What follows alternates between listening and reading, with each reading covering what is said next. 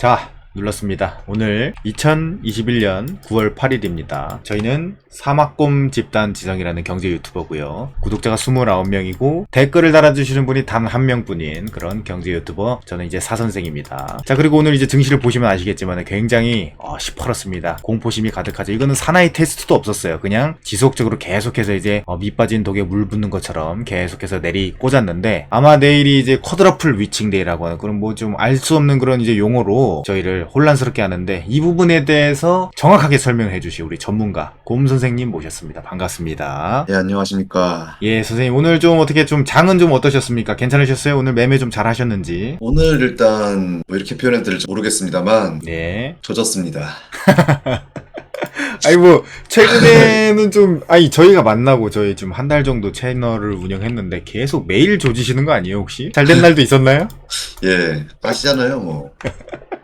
예, 뭐 잘 된 날도 있었죠 저희가. 근데 오늘은 좀 이제 상태가 안 좋다. 자, 보시면은 굉장히 무섭습니다. 이게 얼마 전에 8월 말이었죠. 요렇게 이제 빠질 때 우리 곰 선생님께서 다시는 주식을 안 하고 싶다 이러면서 계속 소리를 질러댔어요. 근데 어땠습니까? 이제 한 주간 뭐 2주 정도 편안했죠. 굉장히 푸근하게 이렇게 올라오다가 뭐 영원한 상승이 있을 것처럼, 마치 저희가 이제 주식을 잘하는 것처럼 그런 이제 착각을 불러일으키다가 요렇게 오늘 이거 뭐야 이게 마치 장대 음봉이 단 한치의 오차 없이 이렇게 이제 내리꽂는 걸 보고 내일도 이렇게 꽂지 않을까, 이런 굉장히 좀 고민이 드는 그런 밤입니다. 선생님, 내일이 무슨 날입니까? 내마녀의 날이라고 부르죠? 쿼드러플 위칭 데이라고 하는 그런 말도 안 되는 이상한 말을 붙여가지고 만든 우리 전문가 선생님들께서 굉장히 좀 있어 보이려고 하는지, 무슨 뭐 내마녀의 날 그냥 이제 선물 옵션 동시 만기라고 하면 되는데 왜 그렇게 좀 어려운 말을 써가면서 사람들을 혼란스럽게 하는지 모르겠어요. 마녀라는 게 이제 굉장히 좀 변덕스럽고 해가지고 이 변동성 요런 거가 있어서 좀 이제 좀 굉장히 좀 위험할 수 있다, 이런 얘기를 하기 위해서 그런 좀 멋진 용어를 붙였는데, 저는 개인적으로 좀 그런 용어를 별로 안 좋아합니다. 이런 거 쿼드러플 위칭 데이 살짝 오그라들고.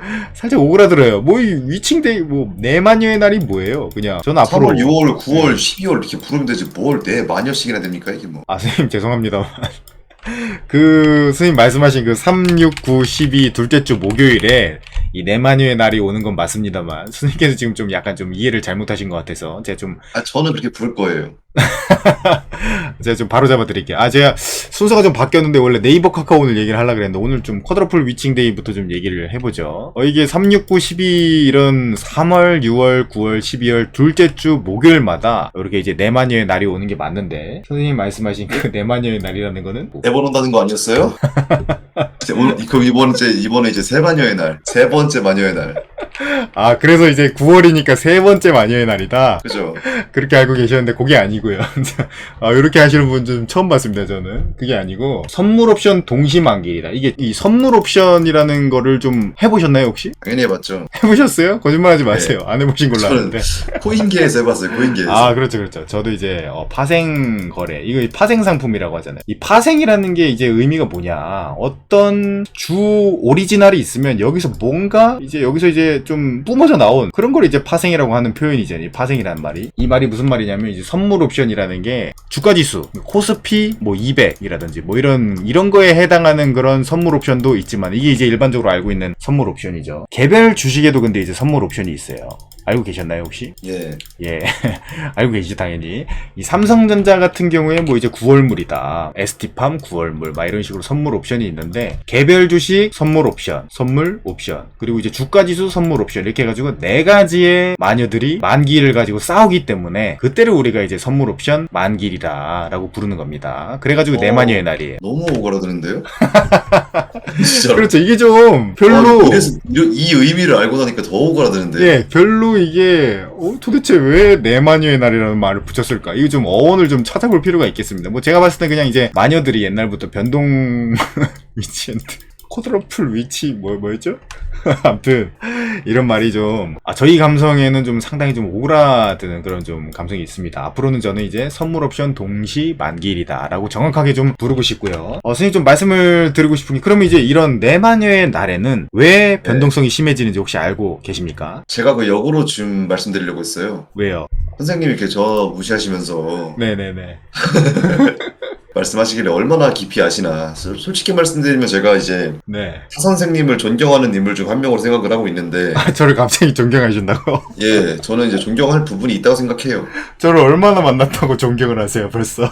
한 달 반 정도 됐는데, 네. 아, 이게 좀 어려운 용어들을 쉽게 풀어서 설명하시는 그 매력이 상당하시더라고요. 그래서 아. 저는 오히려 역으로 네. 타 선생님이 좀 설명을 해주셨으면 어떨까. 예, 그러면 이제 우리가 현물과 선물에 대한 좀 이해가 있어야 됩니다. 현물, 선물. 이 선물이 프레젠트 막 생일 선물 그게 아니에요. 그렇죠. 미리. 미리라고 보기에는 이제 영어로 그냥 futures라고 부릅니다. futures. 그렇죠. 미래에 어떤 이 현물에 대한 가치를 정해두고 어떤 만기일을 정하는 거예요. 야, 오늘 9월이잖아요. 9월, 내일이 9월 9일이니까 9월 9일까지 삼성전자가 오를 것 같아, 떨어질 것 같아. 이렇게 이제 친구랑 내기를 한다고 생각해 보세요. 그럼 얘가 이제 예를 들어 삼성전자 지금 얼마죠? 5만원, 지금 8만원 됐나요? 8만원? 이렇게 함부로 말씀하시면 안 된다. 예. 팩트로 죄송합니다. 주시하세요. 팩트로. 예, 제가 삼성전자를 안 사가지고 삼성전자가 예를 들어 8만원이다 지금. 근데 이제 만기일에 얘가 10만원이 될 것 같으면은 이제 위에 베팅을 상방으로 베팅을 한다, 이제 롱 베팅을 한다라고 하는 거고, 이게 7만원이 될 것 같아요 그러면 이제 숏 베팅을 한다 해가지고 하방에 거는 그런 베팅을 하게 되는 게 이제 선물이자 뭐 이제 풋이라고 하면은 옵션 거래가 되는 거죠. 요게 이제 이 개별 종목에 대한 그런 이제 선물 거래가 되겠고요. 그럼 예를 들어서 이제 제가 하나 질문을 드리자면은 시청자들을 대변해서 네, 삼성전자의 9월물을 저희가 예측해서 이제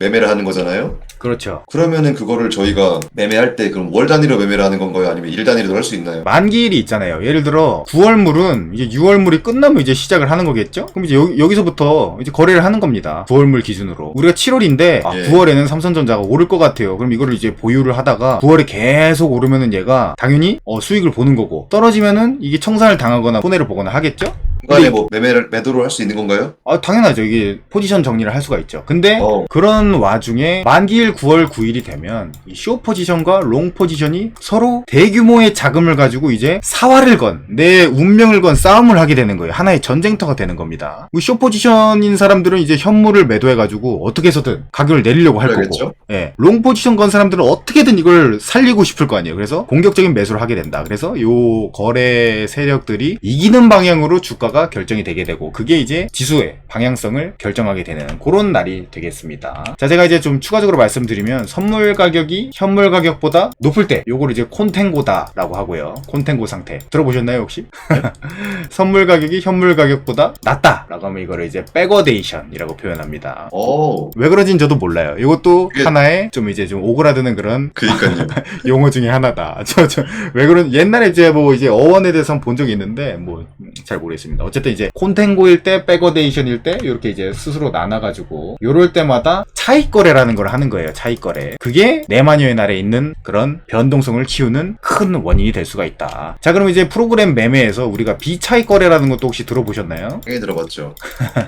네, 비차익 거래라는 건 제가 지금 말한 이런 선물과 현물 가격에 대한 그런 차이를 이용해서 매매하는 게 아니고 바스켓 매매라고 합니다. 이걸 바스켓 매매. 이 바스켓에 있는 거죠? 네, 바스켓 이 바구니에다가 한 15개 이상 아무거나 담아요. 그냥 시총 큰 거. 담은 다음에 이 지수가 빠지면은 어떤 이런 좀 기계적인 매도를 하는 거예요. 야, 오늘 좀 위험하구나. 그러면 야, 몰라 이거. 이 지수를 어떻게든 내려야 되니까 우리가 좀 방어를 해야겠다. 다 내려. 해가지고 숏. 아니면 이제 매도 해가지고 어떤 이런 기계적인 매도를 통해서 리스크를 최소화하는 그런 전략을 하는데, 제가 봤을 때는 이게 이제 ST팜에서 오늘 나온 그런 좀 현상이다. 자, 그렇죠. 보시면은 외국인이 이런 35억을 이제 기계적으로 매도를 무지성으로 하면서 6%를 빼버렸어요. 이게 이제 호가창이 얇기 때문에 이런 현상이 생기는 것 같아요. 뭐 이 정도로 6%가 빠질 건 아니었던 것 같은데, 근데 반면에 오늘 지성을 갖춘 우리 연기금 선생님들께서는 자 보시면 33억이나 이제 매수를 해주심으로써 치사하게 밑에서 받으셨다. 이거를 좀 올려서 쳐서 좀 가격을 방어해 주셨을 수도 있는데, 우리 연기금 선생님들께서 뭐 어떻게 보면 현명한 판단이죠. 여기까지 이제 내려오면서 계속 밑에서 받으셔가지고 충분히 좀 매집을 하신 것 같아요. 그래가지고 제가 봤을 때 얼마 전에 우리가 이제 위메이드라는 종목 혹시 기억나십니까? 알죠. 위메이드라는 종목이 여기서 한 요 정도까지 내려왔을 때 제가 그때 야, 이거 큰일 났다 이거. 이거 산 사람들은 어떡할까, 진짜 불쌍하다, 위로라도 해드릴까 막 이런 얘기를 했는데, 이게 어떻게 됐습니까? 그냥 공격적으로 상한가 막 이 현상 갔나, 아무튼 그런 식으로 이제 올라가면서 제 마음을 더 아프게 했던 그런 종목이 있죠. ST팜도 저는 이제 그런 그림을 보이지 않을까. 이렇게 공격적으로 내렸기 때문에 그만큼 또 공격적으로 오를 수 있는 그런 여지가 충분히 있다라고 저는 오늘 판단을 좀 했습니다. 자, 오늘의 좀 중요한 중요했던 내용을 한번 좀 살펴볼까요? 오늘 선생님께서 좀 장중에 가장 좀 기억에 남는 장면이 있다면 뭐를 좀 뽑고 싶으세요? 저는 카카오의 마이너스 11%대 더 그렇죠. 내려갔었나요? 카카오가 한 11% 빠졌고 오늘 네이버가 7.8 이렇게 시총이 큰 애들이 참 이게 놀랍습니다. 오늘 정말 놀라웠던 게 자 시총 상위율을 좀 볼까요? 여기서 여기 보시면은 삼성전자가 가장 크고 네이버가 3등, 카카오가 지금 5등이잖아요. 뭐 둘이 순서가 뭐 뒤바뀌기도 하고 합니다만은 오늘 무려 카카오가 10%, 네이버가 7% 이렇게 급락을 하고 이게 단순 급락이 아니고 외국인 매도세가 진짜 미친 듯이 4천억이에요. 4천억. 기간은 1,900억. 우리 개인 투자자들은 또 6천억이나 이걸 또 사주셨고 6천억이 도대체 어디서 났는지 모르겠네요.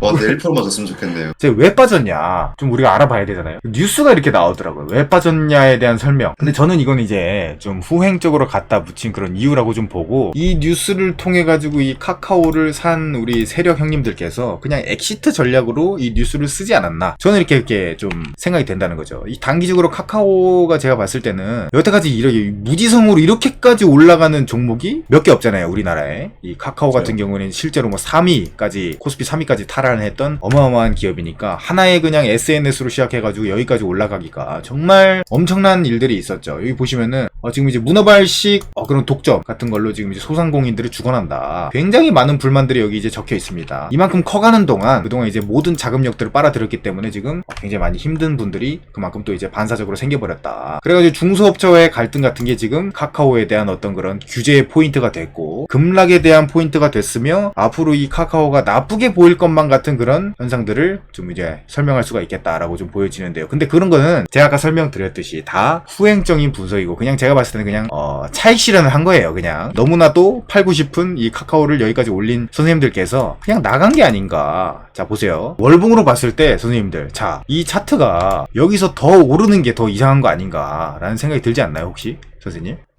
어떻게 보세요? 저는 워낙 이제 그 꿈의 크기를 크게 그리는 사람으로서 네. 뭐 겨우 10배 간 걸로 그렇죠. 막 10배. 거의 뭐 10배가 지금 10배거가 나왔죠, 이미. 10배 이상 갔는데, 뭐 옛날에 이제 이것까지 치면은 막. 근데 이게 그냥 좀 제가 봤을 때 이 카카오의 미래 성장 동력이 사라졌냐. 저는 이제 그렇게까지는 보진 않고, 이제 좀 어떤 큰손들의 차익 실현인데 그 이유가 여태까지 너무 많이 올랐고 또 특히나 지금 이제 위험 요소가 또 있죠. 위험 요소 중에 하나가 이제 이 금리입니다. 금리. 어제 보니까는 금리가 지금 이제 떨어지고 있는데 어제 기준으로는 한 플러스 한 4% 정도 막 이렇게 오르더라고요. 아마 얘가 천천히 이 그린이 좀 올라가지고 한 여기까지는 올라올 수 있지 않나라는 생각이 드는데 아무튼 뭐 금리는 함부로 예측하는 게 아니기 때문에 제가 이제 어떻게 좀 함부로 말씀드릴 수는 없는데 어쨌든 이런 금리가 오른 이런 국면에서는 성장주가 굉장히 좀 불리한 모습을 보였던 게 우리가 과거 사례를 통해서 좀 알 수가 있죠. 특히나 이런 현상에 대해서 좀 근거를 갖는 게 비트코인도 오늘 좀 굉장히 많이 빠졌잖아요. 그렇죠. 아우 장난 아니었어요. 비트코인 보시면은 지금 또 많이 올라왔는데 5,500만원. 이 차트 보시는 분들은 좀 다 아실 거예요. 이게 단기 이평선을 그냥 다 깨부수고 거래량을 동반해서 나왔기 때문에 사실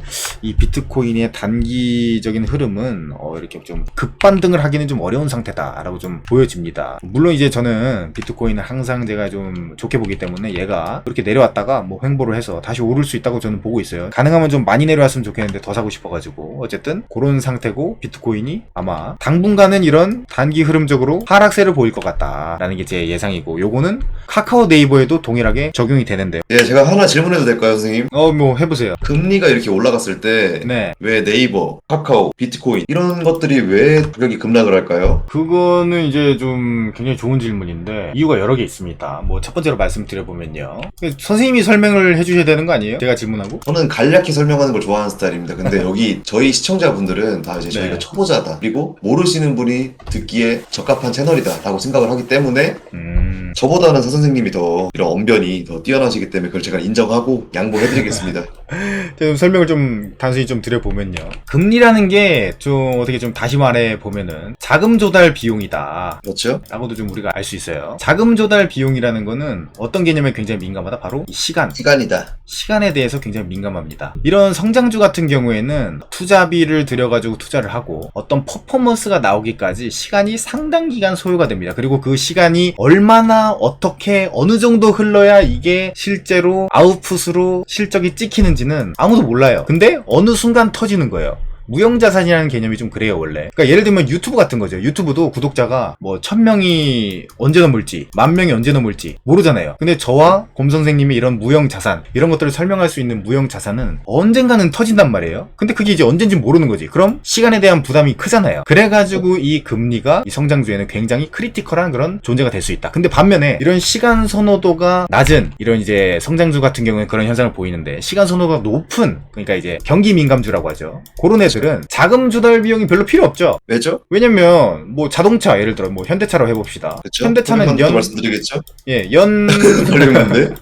연 800만 대를 이제 캐파로 갖고 있잖아요. 이번 연도는 현대차는 800만 대를 팔 것이다 라는 어떤 그런 확신이 있습니다. 그래가지고 이 800만 대를 팔고 그에 따른 이제 매출에 대해서 영업이익이 나올 거잖아요. 이게 정확하게 찍히기 때문에 이런 거에 대해서는 굉장히 좀 경기에 민감한, 오히려 그래서 이제 경기 민감주들은 금리에 오히려 조금 더 유리한 그런 국면을 이제 보여준다는 거죠. 근데 어저께 간밤에 비트코인이 급락할 때 저는 이제 호들호들 떨면서 금리를 이제 좀 지켜보니까 굉장히 좀 많이 오르는 그런 국면을 보여주더라고요. 근데 이게 앞으로 계속 지속 상승 국면을 보여줄지 아니면은 여기서 멈출지 저도 솔직히 모르겠으나, 당장 지금 이제 이 센티멘탈이 무너진 거는 확실하다라는 거죠. 어쨌든 이제 카카오와 네이버가 첫 번째로 신호탄으로 저는 이게 어떻게 보면 성장주에 좀 불리한 그런 트리거로 작용하지 않았나라는 그런 생각이 좀 들어요. 물론 저의 추측입니다. 그래서 제가 이제 드는 생각은 지금 이제 저점이라고 카카오를 냅다 사는 것보단 글쎄요, 이 카카오에 대한 그런 어떤 저는 성장성은 굉장히 믿기 때문에 앞으로 한 요 정도까지 좀 이제 내려와가지고 좀 이제 조정을 좀 충분히 받으면, 보통 이런 경우 2-3개월 정도의 조정을 받습니다. 요 정도 좀 충분히 조정을 받을 때 카카오를 그토록 사고 싶었던 저 같은 경우에는 한 요 정도면은 매수를 한번 호시탐탐 노려보면 좋지 않을까라는 그런 생각이 듭니다. 그 정도 되면 한 요 정도 되겠죠. 10만원에서 12만원 라인 요 정도까지는 저는 충분히 좀 떨어져야 되지 않나 그런 생각이 듭니다. 선생님 같은 경우에는 어떻게 생각하세요? 저는 뭐 일단 그런 거에 반대고요. 네. 일단 한 가지 의문이 되는 게 뭐냐면은 뭔데요? 카카오, 네이버 이런 종목이 빠졌어요 오늘. 네. 성장주를 묶어서 말씀하셨는데, 네. 그렇다면 오늘 2차전지 소재주들 같은 경우에는 네. 오히려 왜 빠지지 않고 버텼나? 좋은 질문인데 저도 모르겠어요. 그거는 제가 어떻게 알아요 그거를? 이 사람들의 생각을 제가 어떻게 알아? 그러니까 어쨌든 제가 말하는 거는 이 쿼드러플 위칭데이에 발맞춰가지고 어떤 그런 공격의 대상, 그러니까 이 시총이 크잖아요 얘네들이. 그러니까 얘네들을 어떻게든 이제 급락을 시키면 지수가 빠질 거고, 그에 따라서 이 숏 포지션을 잡고 있는 사람들이 유리할 거 아니에요. 그런 작업을 이제 카카오와 네이버를 통해서 한 거다라고 저는 이제 보여지는 거죠. 근데 얼마 전에 이 하이닉스도 이런 공격을 좀 얼마 전에 반도체가 받지 않았습니까?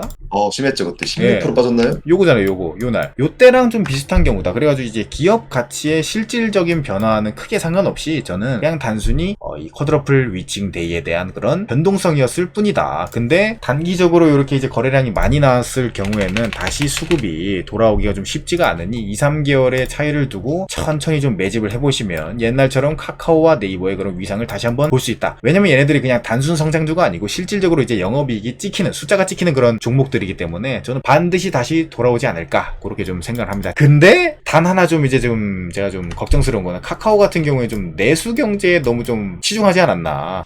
끔찍해요. 없는 데가 없어요. 네, 그래가지고 좀 약간 글로벌리하게 페이스북하고 인스타그램 뭐 이런 친구들하고 좀, 아마존 이런 친구들하고 좀 싸우지 않을 거면은 좀 여기서 만약에 성장 동력이 멈춘다? 그럼 이제 이 61조가 어떻게 보면 좀 크게 느껴지는 경우가 될 수도 있겠죠. 그래서 카카오가 풀어야 될 숙제가 바로 그게 아닌가라는 생각이 듭니다. 네이버 같은 경우는 지금 잘하고 있어요. 뭐 일본 쪽에서도 지금 어느 정도 시장 점유율을 갖고 있고, 그리고 좀 웹툰도 지금 좀 글로벌리하게 갖고 있고요. 뭐라고요? 친일하시나요? 아니 뭐 친일이에요. 제가 뭐 일본 뭐 어쨌든 뭐 네이버가 일본에서 지금 말 더듬는 걸로 봐서 살짝 좀 친일적 성향이 있으신 것 같은데. 저는 정치 성향이 없습니다. 여러 번 말씀드리는데 어쨌든 이 네이버가 카카오 대비해가지고는 저는 이제 조금 더 이제 유리하지 않나. 나중에 이제 카카오 대비해서 네이버가 좀 더 빠지면 저도 한번 과감하게 도전해보고 싶은 그런 좀 생각이 있습니다. 선생님, 그러면은 이 네이버랑 카카오가 이제 외국인들이 대량 매도를 때렸는데, 그렇죠. 진짜 그 어마어마한 말도 안 되는, 기관은 1,000억, 외국인은 2,000억. 와, 네이버는 이제 엄청나네요. 어쨌든 뭐 카카오도 합치면 이제 장난 아니지 않겠습니까? 그렇죠. 그럼 이 돈이 어디로 흘러갈까요? 그거를 이제 우리가 좀 찾아봐야 되는, 그게 이 순환매 장세에 어떤 종목과 섹터가 수혜를 받을지를 좀 찾아보기 위해서 좀 한번 살펴보겠습니다. 일단 목록화 시키자면은 뭐 어떤 주 이런 게 있지 않겠습니까? 저는 일단 리오프닝 주에 몰릴 것 같은 그런 느낌이 제가 강하니까요. 예상되는 어떤 그런 좀 이제 카테고리가 좀 있어요. 첫 번째는 얼마 전에 좀 이제 강력한 반등을 보여주던 5G. 오늘은 근데 굉장히 많이 죽었죠. 수그러 들었는데 그때 들어왔던 수급이 저는 아직까지는 이제 나가지 않았다라고 생각이 들고 이게 설마 5G로 들어오지 않을까라는 생각이 들고요. 예, 첫 번째 좀 제가 의심이 되는 뭐 지금 제가 사겠다는 건 아닙니다. 그리고 이제 두 번째는 예전에 이 카카오 네이버를 공격하기 전에 하이닉스가 이런 일을 한번 겪었잖아요. 그렇죠? 그래가지고 이제 우리나라의 대표 산업 코스피가 실제로 3,600이라는 수치를 가려면 반도체 산업을 살리지 않고는 갈 수가 없어요. 우리나라에서 당연하죠. 가장 차지하고 있는 산업 규모가 제일 크기 때문에 반도체를 한번 이제 천천히 들어 올릴 수도 있는데 여태까지 반도체가 빠지고 너무나도 빠졌기 때문에 하이닉스가 오늘 오히려 빨간색이더라고요. 이 지금 증시가 이렇게까지 빠지는데 한 1% 정도 삼성전자도 오늘 살짝 보합권. 빨간색이었을걸요? 삼성전자는 지금 보합권이고 그러니까 이제 이런 오늘 증시가 이렇게 빠졌던 게 지금 네이버 카카오 때문에 이렇게 빠진 거예요. 코스피가. 그래가지고 나머지는 뭐 그렇게까지 타격을 받지 않았어요. 하이닉스라든지. 그래서 저는 이제 이때부터 반도체 꼭 하이닉스가 아니더라도 중소형 반도체에서 우리가 가장 좀 매력적으로 느끼고 있었던 그런 기업들이 있잖아요. 그런 거를 한번 좀 집중해 볼까라고 좀 생각이 드는데 아직까지는 제가 공격적인 수급이 안 들어와가지고 좀 꺼리고 있다라는 게 이제 두 번째고요. 세 번째는 아까 선생님 말씀해 주신 것처럼 리오프닝. 선생님도 같은 생각이시네요, 그럼. 요쪽에 좀 관심이 있어요. 그리고 예를 들면 이제 이런 거죠. 신세계라든지 백화점. 그리고 신세계 인터내셔널. 뭐 이제 리오프닝이라고 하면 혹시나 모르시는 분들이 계실까 봐 제가 다시 한번 말씀드려보면요. 이 호텔, 레저, 뭐 이제 여행, 뭐 이런 것들 있잖아요. 이게 이제 위드 코로나를 선언하면서 사실상 이제 방역을 포기하고 우리 이제 방역 안 해. 몰라. 이렇게 이제 선언을 하고 난 뒤에 떡상을 하게 될 그런 이제 업종들인데 요게 이제 호텔 여행, 레저 뭐 이런 게 있을 거고요. 저는 근데 오늘 이제 신세계로부터 굉장히 큰 그런 수급을 발견해 버렸습니다. 자, 보시면은 이 투자자. 자, 이 신세계가 그냥 백화점 회사잖아요, 선생님. 네. 근데 자 보세요. 기간이 236억. 특히나 우리가 가장 이제 신뢰할 만한 연기금이 150억을 이걸 왜 샀죠? 이게 도대체 오늘 하루 만에? 삘이죠? 이 사람들도 잘 몰라요. 아니 차트도 굉장히 괜찮고 지금 여기서 뭐 한 번은 이제 접을 수는 있겠지만 저는 신세계가 이제 충분히 갈 수 있는 여러 개 있지 않나. 그리고 이제 리오프닝 관련주 중에 저는 약간 좀 글로벌리하게 좀 갈 수 있는 그런 종목들을 찾아보고 싶은데 뭐 대한항공 이런 게 있을 수는 있겠지만 저는 이제 이 대한항공이 뭐랄까요 약간 좀 한계가 있는 기업이지 않나 이런 생각이 좀 들거든요. 약간 이 낭만의 크기가 제한적이다. 왜냐면 이게 이제 운송, 뭐 화물 운송 계속해서 이제 한정된 비행기의 그런 이제 운행 숫자 이런 것들만 봐서는 얘가 이제 뭐 여기를 더 넘어가지고 막 뻗어나갈까? 그런 생각이 드는데 선생님께서는 뭐 봐두신 좀 종목이 있나요? 저는 이제 신세계 좀 제시해 드릴게요. 저는 신세계 인터내셔널 오늘 매수를 해버렸죠? 아니 뭐 그 따라한 거 아니에요 이거? 이거 뭘 따라합니까? 아니 이게 화나게 하지 말아주세요. 아니 이게 뭐가 차이 이 신세계랑 인터내셔널 무슨 차이가 있는지 알고 계세요? 일단 신세계 인터내셔널 뭐 아시냐고요? 인터내셔널 그냥 국제적인 그냥 이래서 면세 상품 아닙니까? 면세 상품이다. 맞아요? 예, 면세점 관련주 아닙니까? 면세점은 신세계에서 관리를 하고 있는데 인터내셔널 뭔데요, 그럼? 인터내셔널은 약간 얘가 이제 좀 뭐라고 해야 되나 그 코스라든지 맞나? 이게 어쨌든 이런 좀 브랜드들이 있어요. 뭐 톰보인가? 뭐 이런 거 있잖아요. 이런 애들을 수입해가지고 좀 이제 뭐 백화점에 이제 넣는 그런 역할을 하고 있는 걸로 제가 알고 있는데 뭐 맞나? 좀 정확히 모르겠네요. 제가 신세계 인터내셔널 전문가인 거 아시죠? 근데 왜 면세 얘기를 하세요? 왜? 맞나 이게?